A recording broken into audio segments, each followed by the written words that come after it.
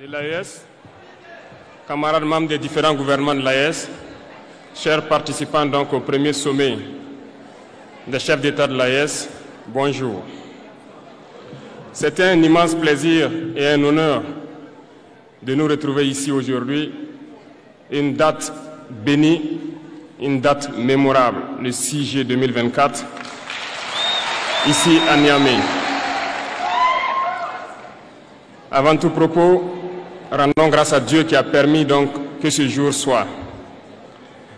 Nous lui disons merci pour tout ce qu'il a pu faire pour nous jusqu'aujourd'hui et tout ce qu'il fera pour le peuple de l'AES. Permettez-moi également de rendre hommage au peuple nigérien. Ce peuple qui a tant souffert depuis l'avènement du CNSP et qui continue de rester debout. Merci aux Nigériens qui nous ont réservé un accueil chaleureux hier lorsque nous avons foulé le sol de notre patrie ici. Vous êtes plus que des amis, vous êtes plus que des voisins, vous êtes nos frères, vous êtes nos sœurs. Parce que la fraternité va au-delà de l'amitié ou du voisinage. Nous avons le même sang qui coule dans nos veines. Dans nos veines coule le sang de ces vaillants guerriers qui ont combattu et qui ont réservé ces terres que nous appelons Mali, Burkina et Niger. Dans nos veines coule le sang de ces vaillants guerriers qui ont aidé le monde entier à se débarrasser du nazisme et de beaucoup d'autres fléaux. Dans nos veines coule le sang de ces vaillants guerriers qui ont été déportés d'Afrique vers l'Europe, l'Amérique, l'Asie ou je ne sais encore, et qui ont contribué à construire ces États pendant l'esclavage. Dans nos veines coule le sang d'hommes dignes, d'hommes robustes, d'hommes debout. Et pour cela, soyons-en fiers et soyez remerciés d'être ressortissants de l'AES. L'Afrique, ce continent qui a tant souffert et qui continue de souffrir du fait des impérialistes. Ces impérialistes n'ont qu'un seul cliché en tête. L'Afrique est l'empire des esclaves. C'est comme ça qu'ils voient l'Afrique. Pour eux, les Africains les appartiennent. Nos terres les appartiennent. Nos sous-sols les appartiennent. Ils n'ont jamais pu changer de logiciel jusqu'à aujourd'hui. C'est déplorable. Mais comment procèdent-ils? C'est malheureusement depuis donc ces années 60 où ces simulacres d'indépendance ont été donnés à l'Afrique. Ils n'ont juste fait que placer des valets locaux à la tête, selon eux, de leur sous-préfecture, pour pouvoir continuer à les alimenter. Ces valets locaux que nous allons qualifier aujourd'hui d'esclaves de salon n'ont d'autre repère que de chercher à vivre comme le maître, à satisfaire le maître et à faire tout ce que le maître lui dicte. Ils volent, ils pillent nos États, amènent tout chez le maître et leur richesse est conservée chez le maître. Ils font tout pour vivre comme le maître et toujours le satisfaire. Lorsque le maître commande, ils exécutent.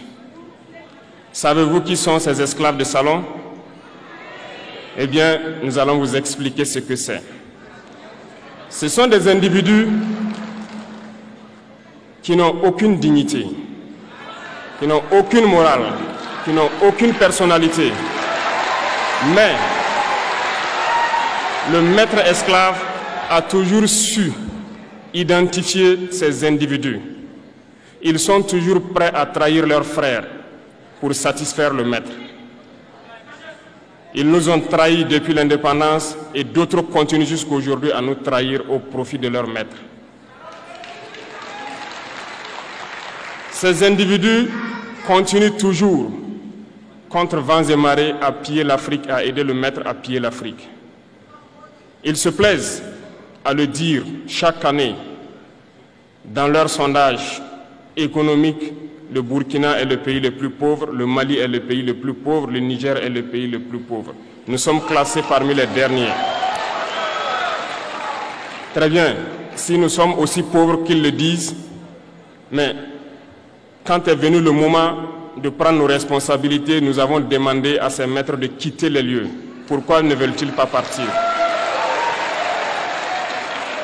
Lorsque nous prenons le cas du Niger, depuis plus de 40 ans, certains pays exploitent l'uranium pour produire de l'énergie chez eux.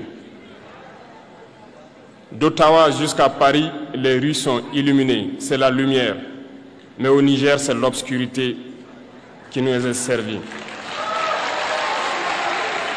Lorsque vous partez dans nos États, nos sols sont troués de toutes parts pour rechercher les métaux précieux tels que l'or. Mais souvent, il n'y a même pas la moindre route accessible pour atteindre les zones où ils exploitent l'or, encore moins certains services sociaux de base. Voilà pourquoi nous avons décidé de nous révolter et de prendre le destin de nos pays en main.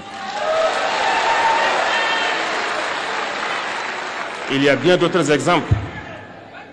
Mais lorsque nous avons décidé ainsi, eh bien, nous avons été approchés par certains esclaves de salon pour nous passer le message de leur maître. Parce qu'ils avaient créé cette sorte de chaîne polymère qui se relève à la tête de nos États pour les servir. Et nous sommes venus briser la chaîne. Et c'est inconcevable pour eux. Ils nous ont donc approchés et ils nous ont demandé de rentrer dans les rangs pour faire partir de l'élite qui doit diriger l'Afrique, parce qu'ils ont une élite formée et formatée qui doivent suivre, qui sont incrustés dans cette chaîne-là. Nous avons refusé de rentrer dans leur rang. Et dès lors, les hostilités ont commencé. Ils ont fait fourvoyer dans nos zones plusieurs mercenaires, des formateurs. Les agents sont descendus dans le Sahel pour espérer mener des attaques barbares, lâches contre nos populations, espérer les révolter. En plus de ces attaques sur le terrain, les attaques communicationnelles, la manipulation, la désinformation battent son plein dans leur rang. Mais les peuples du Sahel ont compris et plus jamais on ne pourra les manipuler. Ils savent d'où ils viennent, ils savent ce qu'ils font et ils savent où ils partent.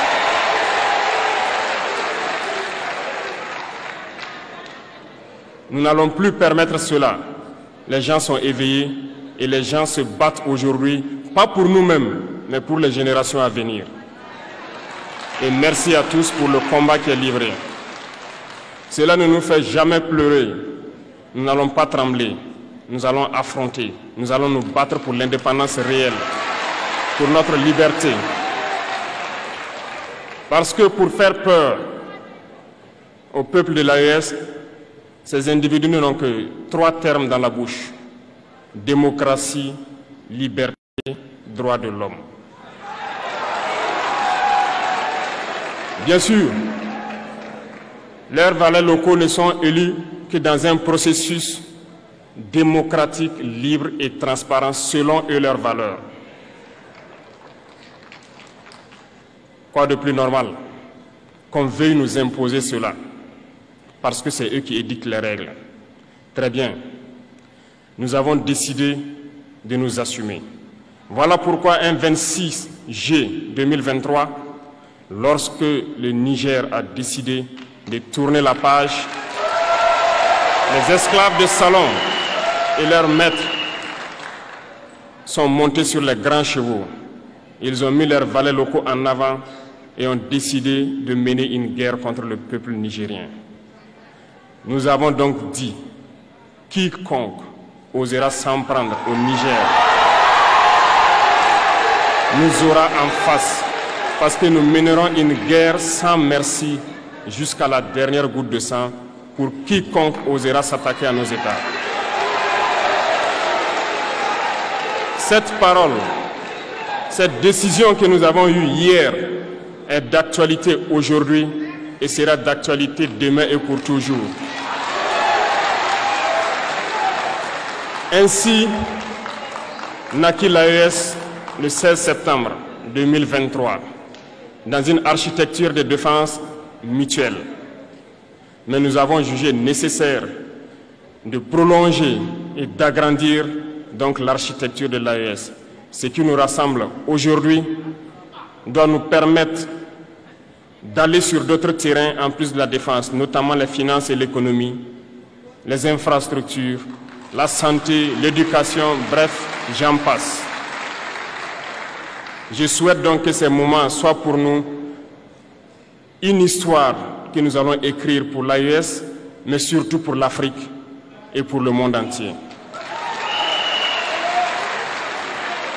Que Dieu illumine tout un chacun de nous, que Dieu nous inspire dans ces tâches qui nous sont confiées, et surtout que lorsque nous faisons tous nos travaux, que nous ayons en tête une seule chose, l'intérêt suprême de nos populations. Sur ce, nous prions encore une fois de plus, bon Dieu, qu'il nous accompagne tous dans nos différentes tâches, qu'il protège nos combattants qui, grâce à eux, nous permettent d'être assis ici et d'échanger autour de l'avenir de nos États. Soyez donc remerciés une fois de plus, peuple nigérien. Soyez unis et solidaires, peuple de l'AES, la patrie ou la mort.